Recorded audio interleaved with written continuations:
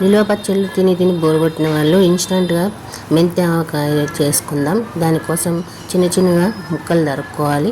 మామిడికాయలు తెచ్చుకొని దాంట్లో కొంచెం ఇంగువ, కొంచెం మెంతి పొడి వేంపుకొని పెట్టుకోవాలి. తర్వాత ఆవ పొడి తగినంత పోసుకోండి.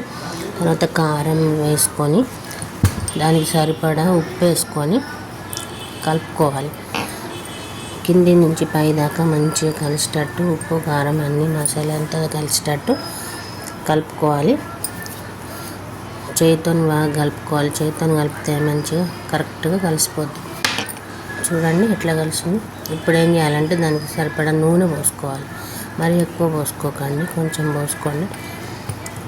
ఎందుకంటే ఎక్కువ పోసుకుంటే నూనె పైకి బాగా పేరుకుని పోతుంది.